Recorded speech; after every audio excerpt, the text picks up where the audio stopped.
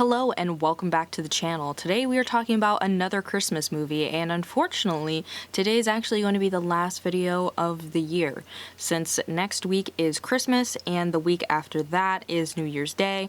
I'm taking a little 2-week break. I think I deserve it because I've been so good and Santa has blessed me with this schedule. Needless to say, we're talking about a movie today that I remember watching maybe 1 or 2 times in the past after it came out, and I was like, man, I really like this movie, and that one girl, she is familiar to me, and I've seen her or heard her voice in other things, but I'm not sure from where. Either way, I knew I'd seen this movie, and I knew it was about a snow globe, because that is in fact the name of the movie. Yes, today we are talking about 2007 Christmas classic, Snowglobe. This movie stars Christina Milian, and I was looking to figure out what I know her from, and she's been in quite a few things, but like, the thing that I think that I know her from is... what do I know her from? Needless to say, this is another ABC Family original movie that just sort of like appeared out of nowhere, had a really weird concept, and then disappeared along with that channel. This movie essentially centers around a woman who goes into a snow globe, and she likes it too much. But without further ado, let's get into the specifics of this movie, because this movie has a lot of interesting, or more so surprising, things that I didn't know until my rewatch. So this movie opens and we meet Angela, a woman who works at a deli, and she loves Christmas, okay? She really loves Christmas. She's wrapping people's meats in, like, you know, a fancy Christmas box and bow, and they are like, I just wanted my meat. But even more so, Angela wants to have a magical life. She wants to have a magical Christmas. She wants to meet like a magical man who just makes her feel so fluttery in her heart, and she just wants to have a different life than being a deli girl.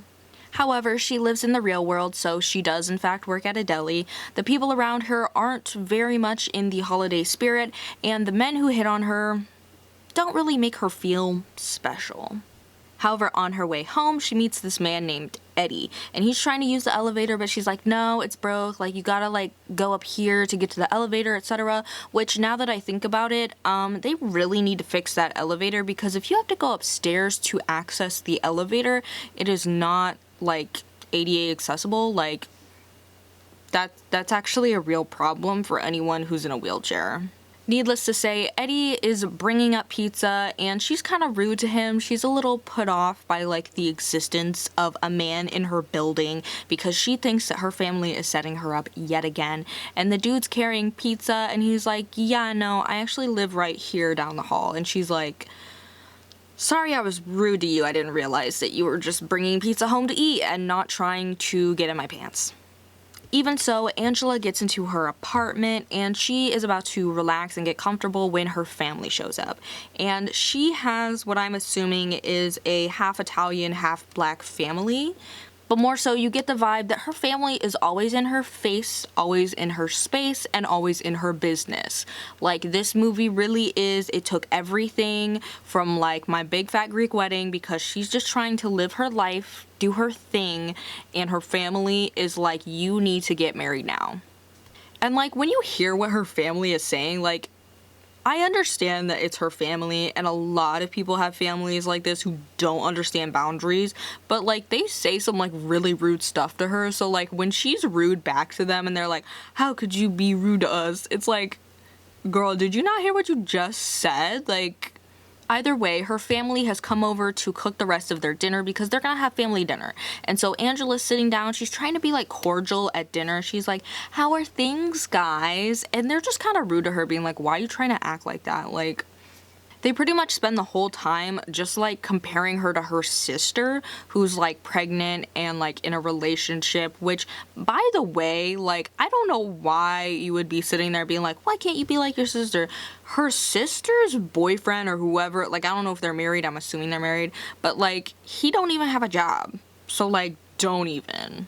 But after dinner, when they're all gone, Angela remembers that she got a package that day. So she goes, she opens the package, and it's this gorgeous snow globe. She's like, man, this is beautiful. Like, where did this come from?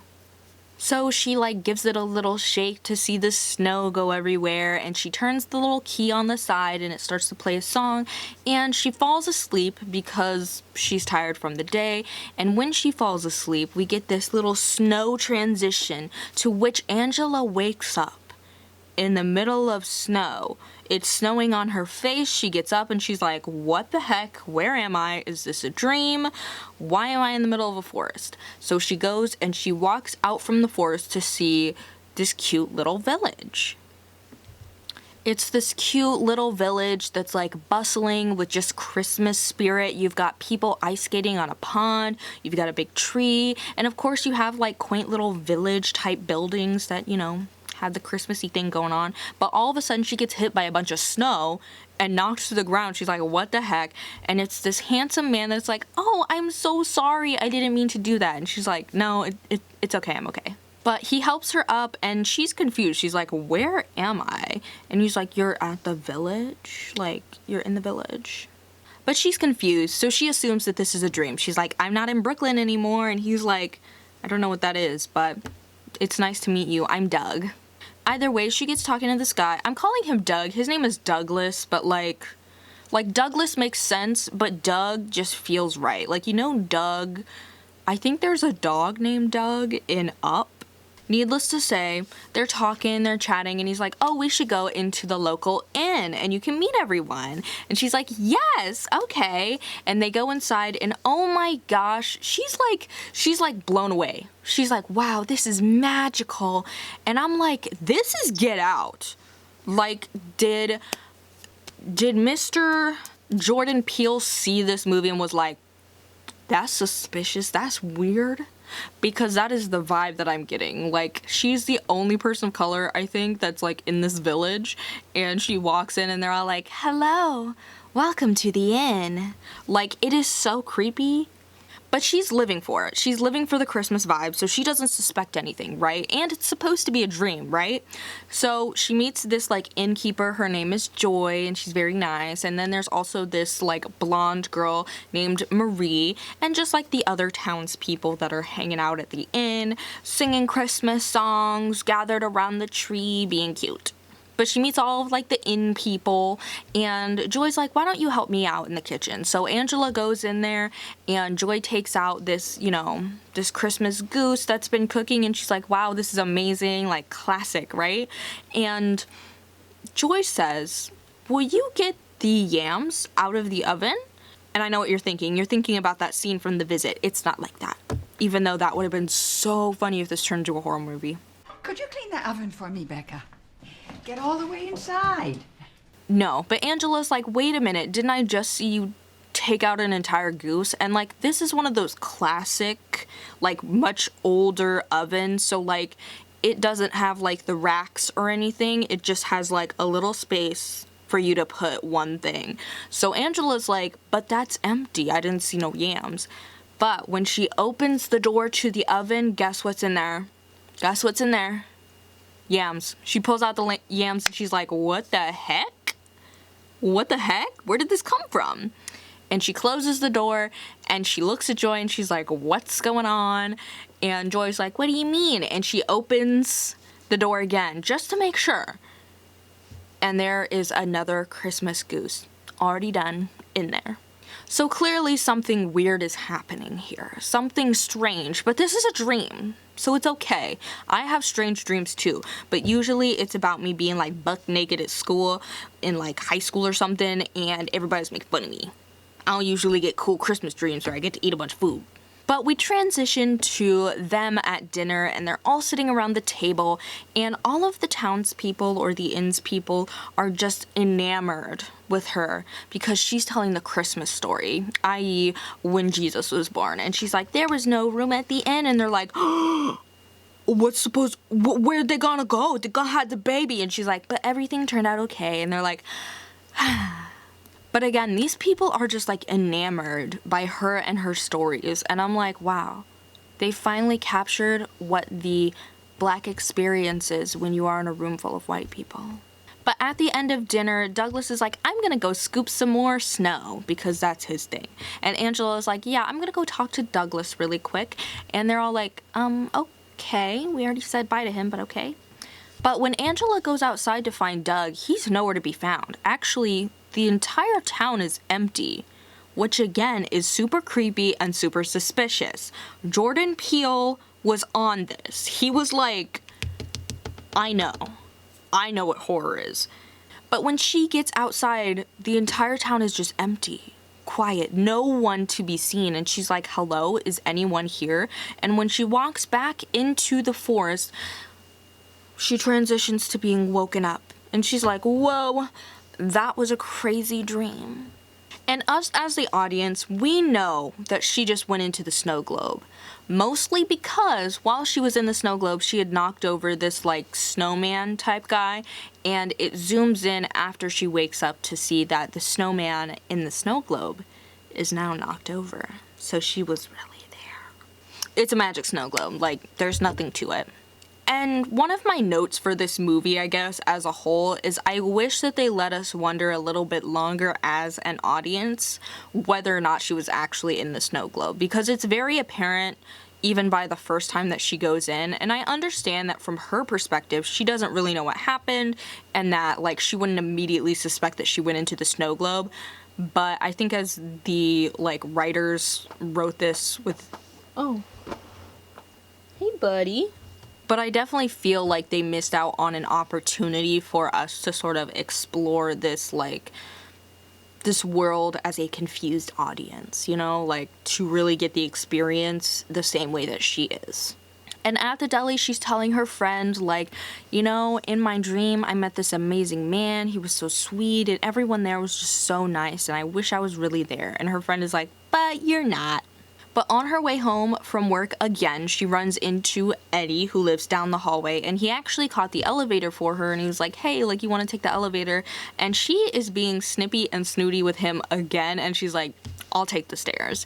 And he's like, actually, I caught it specifically for you because, like, I saw you coming, and so, like, I caught the elevator for you.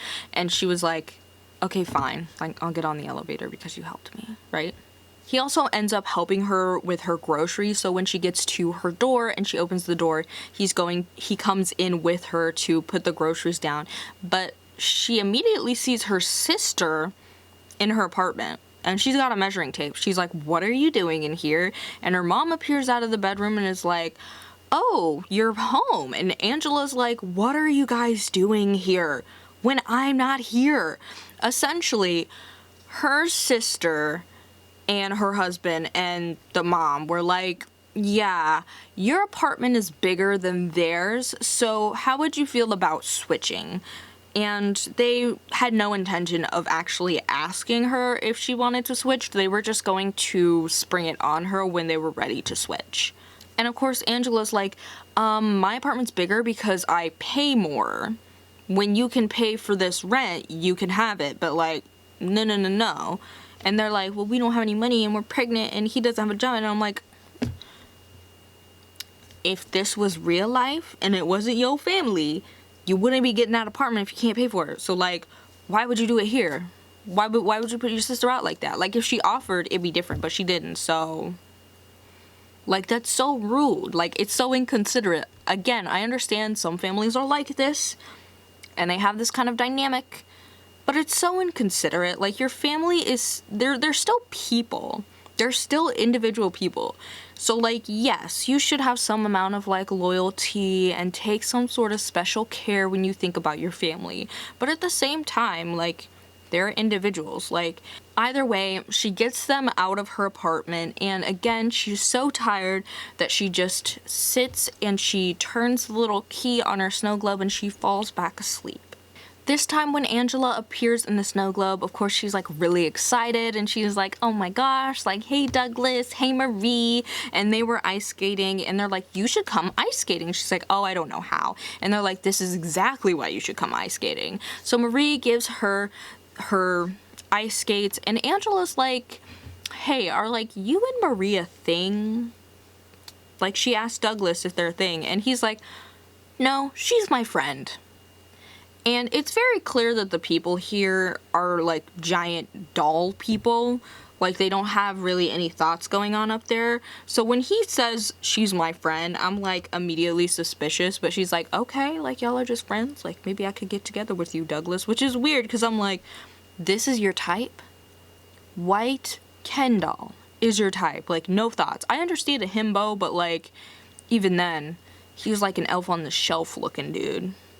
And meanwhile, in Angela's world, Eddie is like trying to hang out with her and like he's knocking on her door, but obviously she's in the Snowglobe, so like she doesn't answer and he just feels kind of sad about it. We cut back to Angela and Douglas, and Doug decides to get her a gift. He like runs into this like revolving door gift shop and he goes to get her a gift, and he's like, oh, like you can actually go in there and get me a gift too. And so Angela goes in there and she gets him a gift, and her gift to him is earmuffs. His gift to her is mittens. And so like she's very excited. They're very beautiful mittens, and you know, she's just having a great time. But it's at this point that Doug essentially says goodbye, and Angela also says goodbye, and so she wakes up next to her snow globe, but this time she pulls her hands up to see she's got mittens. She has now realized that she has been going into the snow globe, and now she can go into the snow globe whenever she wants, because she's like, I know now. So knowing that this is a real place, Angela tells her friend at the deli that like it's a real place and she's raving about it and that she's like going into the snow globe. And the friend's obviously like, you're kind of insane. And Angela's like, you gotta keep this a secret. So now that Angela is aware that she can go into the snow globe, they make a montage of it. She's going back every single day. Like, she cannot get enough of this Christmas world and Mr. Doug. And the montage is also coupled with like the contrast of her family being really obnoxious and annoying and like ruining every Christmas activity they try to do by like smashing the gingerbread house and whatnot, and also Eddie like trying to get her attention but like never being able to get her attention. And during this montage, I was like, that voice is familiar. I hear that in my dreams, right? But legit, I was like, wait a minute. Let me look this up. And of course, it was Britney. Britney Spears sings the song for the montage. I knew it. But the montage ends with us seeing that Angela's sister is having a baby shower and Angela is too busy in the snow globe. And so when Angela returns, she sees that she spent too long in the snow globe and she missed the baby shower. And so when she comes to the baby shower and her mom is like putting things away, obviously her mom is really upset with her. She's like, where have you been lately? You've just kind of been an awful family member. And Angela's like, sorry. And this is when we get one of the first like shifts in the movie, at least emotionally, because the people on the outside of the snow globe are really disappointed in her. Meanwhile, Angela has been progressing her relationship with Doug to the point that they are now considered like official.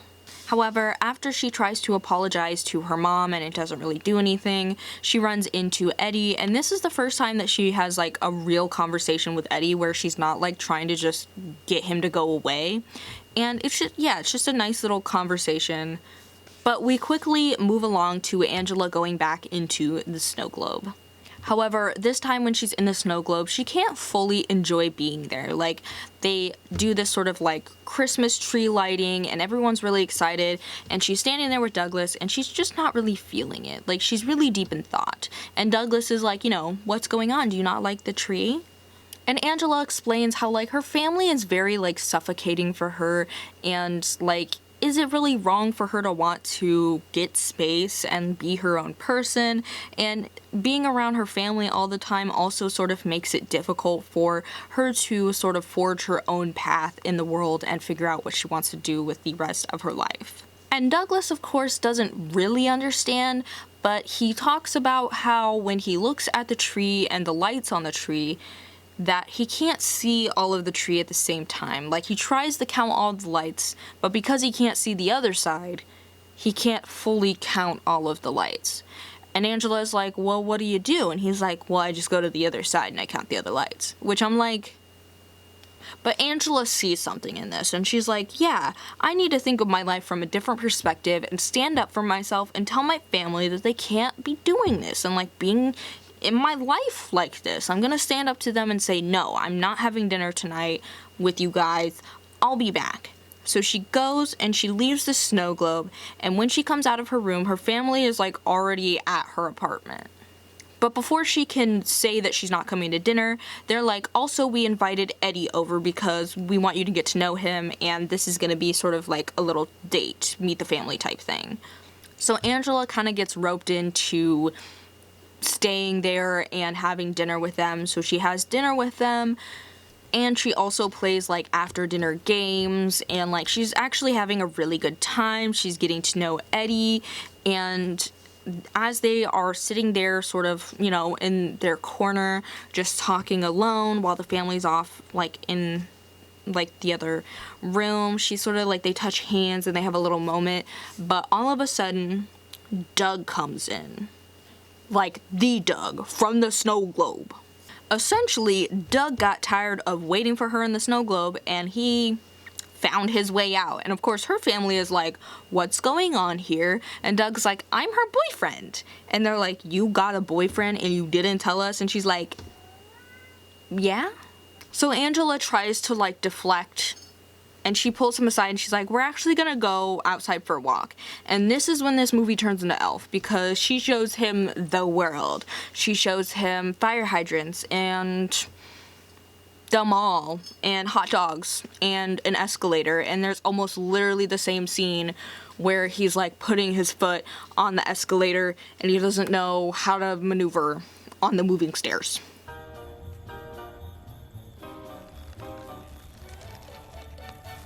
But yeah, they go on a little date where she shows him around the city, and he's very excited, and it's just very interesting to him. So when they get home, Angela's like, I'm surprised that you're not having an existential crisis, because like, you literally just came from a snow globe and you just saw all of New York. All of New York. And he's like, I guess. He is not having an existential crisis. More or less, Angela's like, I'm gonna go put on something more comfortable, which I don't understand why she thinks this is a real man. Because she goes and she puts on like a sexy little PJ set or whatever, like it's nice and like satiny, silky, and he's asleep on the couch.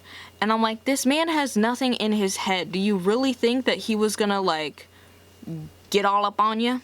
But the next morning, Angela seems a little like irritated that like nothing really happened and that he's sleeping in pretty late and whatever. But she wakes up and she's like, hey, I gotta go to work. You can stay here and watch TV.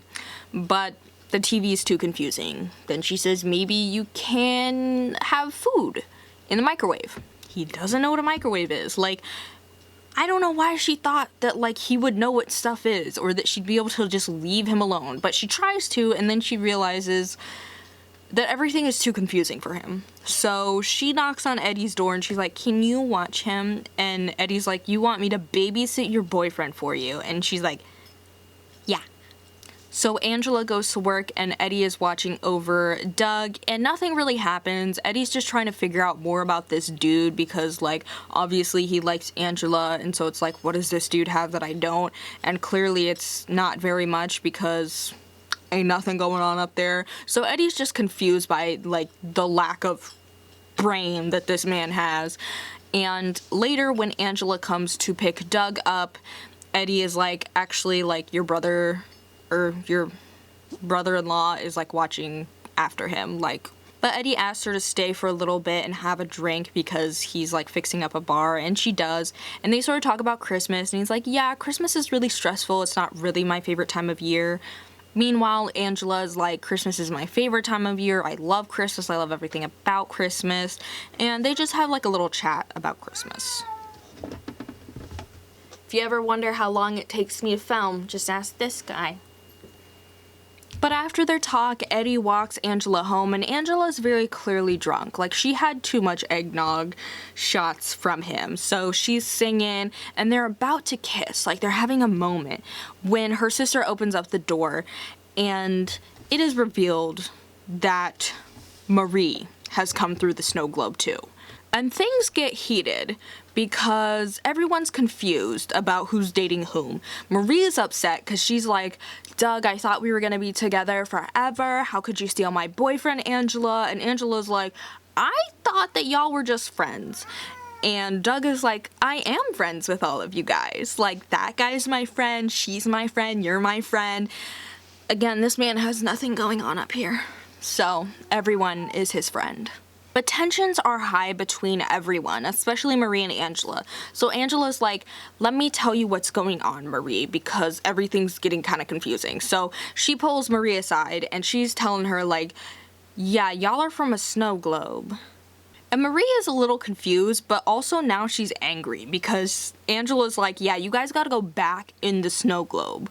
Like, that's where you belong. And Marie's like, I'm not going back into any snow globe. So Angela tries to show them like how the snow globe works, and she's like, you came from here, I twist this key, and then you go into the snow globe. And as this is happening, it takes Angela into the snow globe again. Except Angela was holding the snow globe, so when she disappears, it drops to the floor and it breaks.